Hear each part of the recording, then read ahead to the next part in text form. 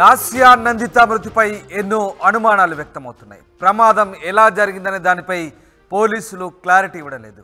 లాస్యా ప్రయాణించిన కారు ఢీకొన్న వాహనం ఏదనేది సస్పెన్స్గా మారింది. గన్మెన్ లేకుండా ఎమ్మెల్యే లాస్యా ఎందుకు వెళ్లారు? అంతా వాడే చేశాడని ఆమె కుటుంబ సభ్యులు ఎందుకు ఆగ్రహం వ్యక్తం చేస్తున్నారు? లాస్యా బంధువుల వీడియో ప్రస్తుతం వైరల్ అవుతుంది. ఇంతకీ ఎవరా వ్యక్తి, అతడు ఏం చేశాడన్న దానిపై ప్రస్తుతం సస్పెన్స్ కొనసాగుతుంది. ఆకాష్పై లాస్యా అక్క కేసు పెట్టడానికి కారణం ఏంటి? ఉద్దేశపూర్వకంగానే ప్రమాదానికి కారణమయ్యాడా? 304A కింద కేసు పెట్టింది లాస్యా అక్క నివేదిత. ఇంతకీ ప్రమాదానికి కారణం ఏంటి? నిద్రమత్త, నిర్లక్ష్యమా, ఇంకేమైనా ఉందా? సీటు బెల్ట్ పెట్టుకున్న లాస్యా నందిత చనిపోవడానికి కారణం ఏంటి? ప్రమాదం జరిగినప్పుడు లాస్యా బతికే ఉందా? ఇద్దరికి గాయాలయ్యాయంటూ ఫోన్ చేసి చెప్పాడు పిఏ కమ్ డ్రైవర్ ఆకాష్. ఆ తర్వాత ఏం జరిగిందనే దానిపై మిస్టరీ నెలకొంది. అర్ధరాత్రి ఆకలి వేస్తుందని చెప్పి సంగారెడ్డి వైపు ఎందుకు వెళ్లారనే అనుమానాలు కలుగుతున్నాయి. తెల్లవారుజామున 5:30 నుంచి 6 గంటల మధ్య ప్రమాదం జరిగింది.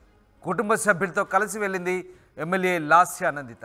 రాత్రి 1 గంటకే రిటర్న్ అయినా తెల్లవారుజామున 5:30 వరకు ఎక్కడికి వెళ్లారన్న అనుమానం అయితే కలుగుతుంది.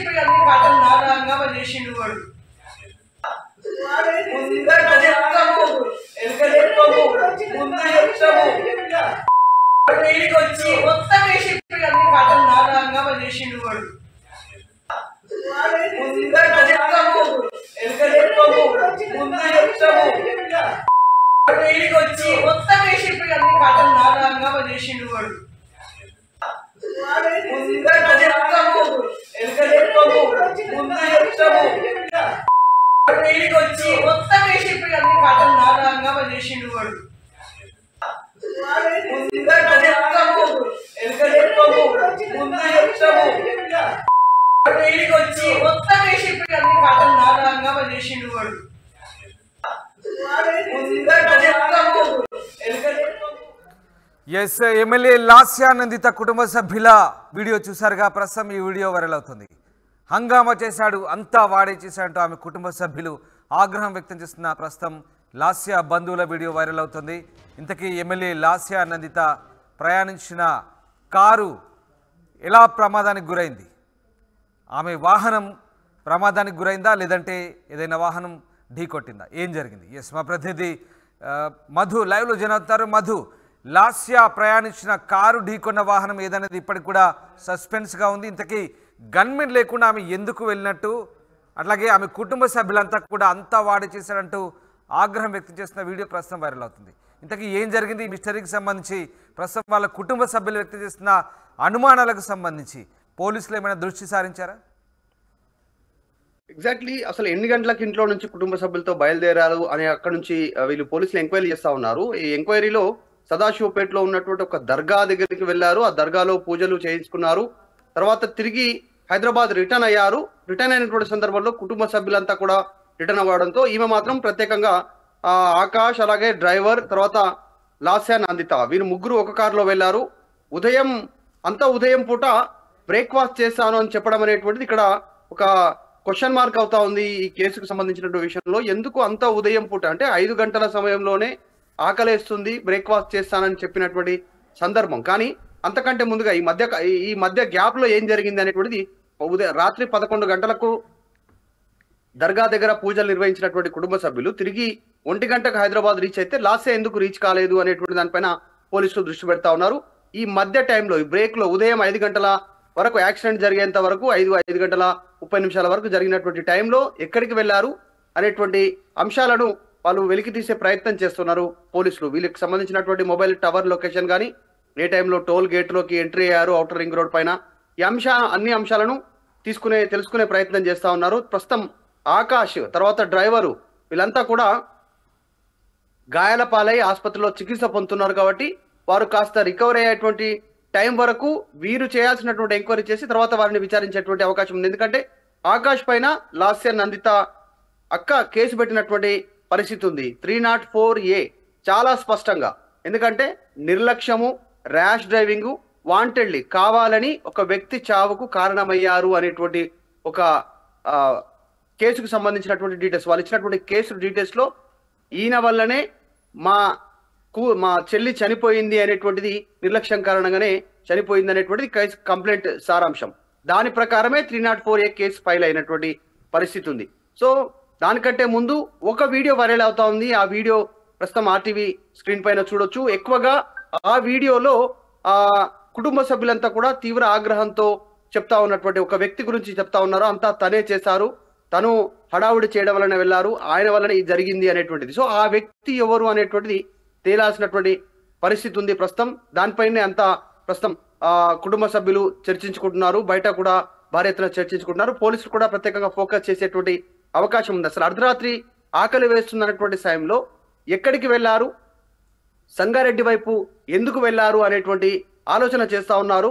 ఆ టైంలో ఔటర్ రింగ్ రోడ్ పైకి ఎన్ని గంటలకు వెళ్ళారు, అసలు టోల్ గేట్ లోకి ఎప్పుడు ఎంట్రీ అయ్యారు, ఎంత సమయం ORR పైన ఉన్నారు, ఏ వాహనాన్ని ఢీకొట్టారు, వీళ్ళు ఢీకొట్టారా, వీరిని ఇంకొక వాహనం ఢీకొట్టిందా, ఆ టైంలో ఎంత స్పీడ్ లో ఉన్నారు, ఎమ్మెల్యే కుటుంబ సభ్యులతో కలిసి వెళ్ళింది రాత్రి 1 గంటలకే అందరూ రిటర్న్ అయినప్పటికీ కూడా 5:30 వరకు కూడా వీళ్ళు ఎక్కడికి వెళ్ళారనే అనుమానం కలుగుతుంది. ప్రమాదం ఏమో 5:30 నుంచి 6 మధ్యలో జరిగింది అంటున్నారు. అది అర్ధరాత్రి ఆకలిందంటూ సంగారెడ్డి వైపు వెళ్ళారు. ఇవన్నీ కూడా అనుమానాలు వ్యక్తమవుతున్న పరిస్థితి. అసలు ఆకాష్ ఫోన్ చేసి ఇద్దరికి గాయాలయ్యాయని ఫోన్ పెట్టేసిన తర్వాత ఏం జరిగిందనే దానిపై కూడా మిస్టరీ నెలకొంది. ప్రమాదం జరిగినప్పుడు లాస్యా బతికే ఉందా, అసలు ప్రమాదం జరగడానికి కారణం ఏంటి, రకరకాల అనుమానాలు అయితే వ్యక్తమవుతున్నాయి. సో దీనికి సంబంధించి పోలీసులు ఏమైనా దర్యాప్తు చేస్తున్నారు ఆ కోణంలో? పోలీసులు చాలా స్పష్టంగా చెప్పే ప్రయత్నం చేస్తా ఉన్నారు.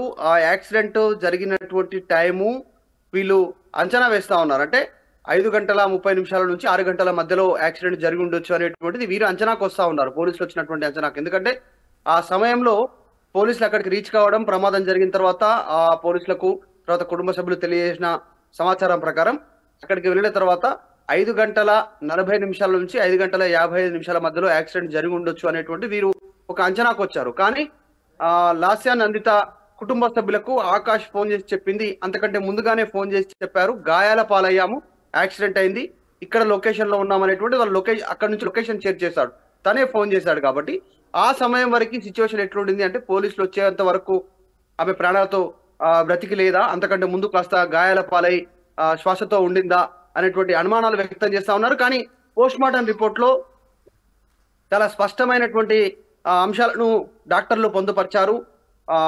చాలా బోన్స్ విరిగిపోయాయి, ఈ తర్వాత నెక్ కట్ అయింది, హెడ్ ఇంజరీ బాగా అయింది, తర్వాత ఒక కాలు విరిగిపోయింది అనేటువంటిది పోలీసులు చెప్తా ఉన్నటువంటి, పోలీసులకు అందినటువంటి మా పోస్ట్ మార్టం రిపోర్టు వివరాలు తెలుస్తా ఉన్నాయి దాని ప్రకారం. కానీ ఆకాష్ చెప్పిన లైన్ వేరేలా ఉన్నట్టుగా కుటుంబ సభ్యులు చెప్తా ఉన్నారు. ఇప్పుడు ఆకాష్ బయటకు వచ్చి ఆయన ఎంక్వైరీలో పోలీసుల విచారణలో కొన్ని విషయాలు చెప్తే తప్ప అసలు ఎగ్జాక్ట్లీ జరిగింది యాక్సిడెంట్ లో ఏంటి అనేటువంటిది తెలియదు. వీళ్ళే వాహనాన్ని గుద్దారా, నిద్రమత్తులో గుద్దారా, ఏంటి ఇంకా ఏమైనా వేరే అంశాలు ఏమైనా ఉన్నాయా దీంట్లో అనేటువంటిది పోలీసుల విచారణలో తేలే అవకాశం ఉంది. ప్రస్తుతానికి నిజంగానే లాస్యా నందిత మృతి కేసుకి సంబంధించినటువంటి అంశంలో అనేక ప్రశ్నలకు తావిస్తా ఉంది. వాళ్ళు దర్గాకెళ్ళి దర్శనం చేసుకోవడం, కుటుంబ సభ్యులతో అందరూ తిరిగి వెళ్ళడం, లాస్యా నందిత తిరిగి వెళ్ళకపోవడం, ఆకలిస్తుందని చెప్పడము, సంగారెడ్డి వైపు తిరిగి వెళ్ళడము, ORR వైపు మళ్ళీ ORR ఎంట్రీ ఇచ్చిన తర్వాత ORR పైన యాక్సిడెంట్ జరగడము, ఇవన్నీ చూస్తా ఉంటే అనేక ప్రశ్నలకు తావిస్తా ఉంది. సో ఆమె ముఖ్యంగా సోదరి కేసు పెట్టడం, అన్ని అంశాలు చూస్తా ఉంటే ఏదో మిస్టరీ ఉంది లాస్యా నందిత మరణానికి సంబంధించినటువంటి అంశం పైన. ఇక్కడ గన్మెన్ వ్యవహారం కూడా, గన్మెన్ లేకుండా లాస్యా ఎందుకు వెళ్ళారు, అసలు అంతా బాధ్యతగా వ్యవహరించాల్సిన ఒక లెజిస్లేటర్ గన్మెన్ లేకుండా ఎలా వెళ్ళారు, ఏం జరిగిందనే అంశం కూడా ఓ కోణంలో దర్యాప్తుకు దారితీసే అంశం. సో ఏం జరిగింది, అసలు గన్మెన్ లేకుండా ఎందుకు వెళ్ళినట్టు దీనికి సంబంధించి పోలీసులు ఏం చెప్తున్నారు? ఎగ్జాక్ట్లీ గన్మెన్లను లాస్యా నందితనే వద్దన్నట్టుగా చెప్తా ఉన్నారు కుటుంబ సభ్యులు.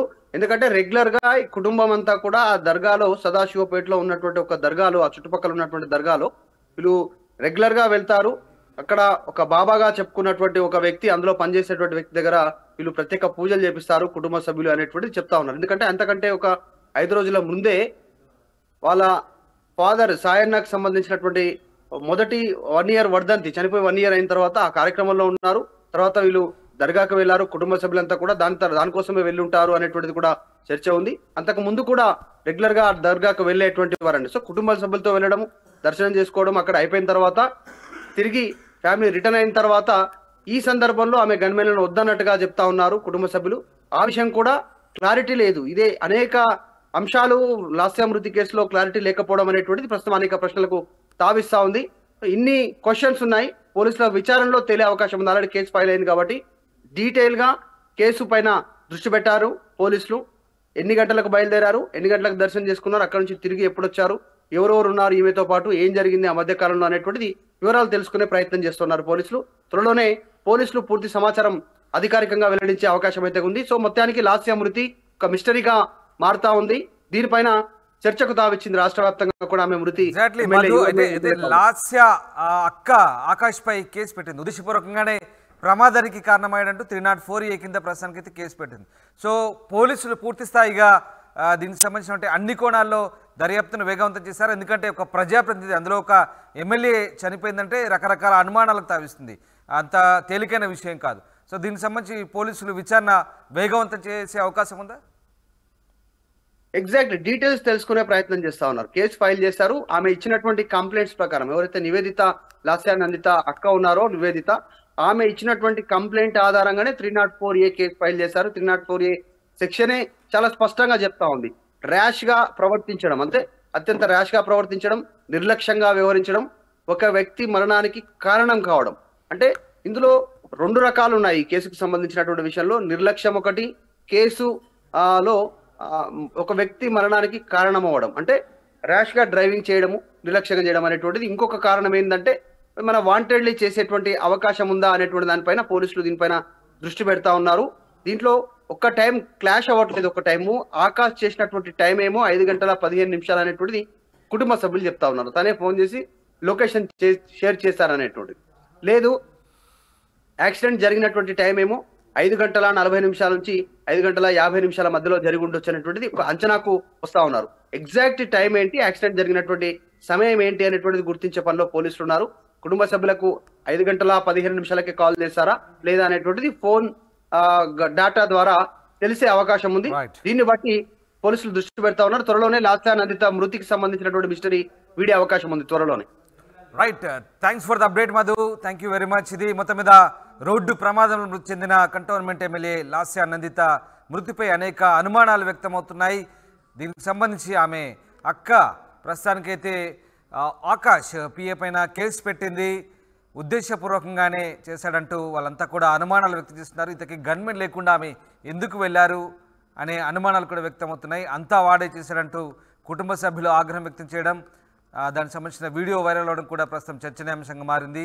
ఆకాష్పై లాస్య అక్క కేసు పెట్టడానికి కారణం ఏంటి, అసలు ప్రమాదానికి కారణం ఏంటి, నిద్రమత్త, నిర్లక్ష్యమా, ఇంకేదైనా ఉందా అనే కోణంలో కూడా పోలీసులు విచారిస్తున్నారు. దాంతోపాటు సంగారెడ్డి నుంచి బయలుదేరిన తర్వాత ఏం జరిగింది, అసలు ఉదయం వరకు కుటుంబ సభ్యులంతా ఇంటికి చేరుకున్నప్పటికీ ఆమె ఎందుకు ఇంటికి రాలేదు, ఆ ప్రమాదం ఎలా జరిగిందనే కోణంలో కూడా ప్రస్తుతం పోలీసులు విచారిస్తున్నారు. అయితే అంతా వాడే చేశాడు, హంగామా చేశాడు, తీసుకెళ్లాడంటూ కుటుంబ సభ్యులు ఆగ్రహం వ్యక్తం చేస్తున్న వీడియో అయితే ప్రస్తుతం వైరల్ అవుతుంది. మరొకసారి ఆ వీడియో చూద్దాం.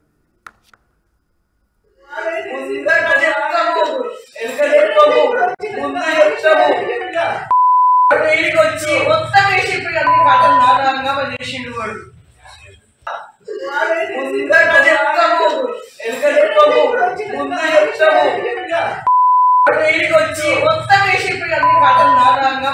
వాడు.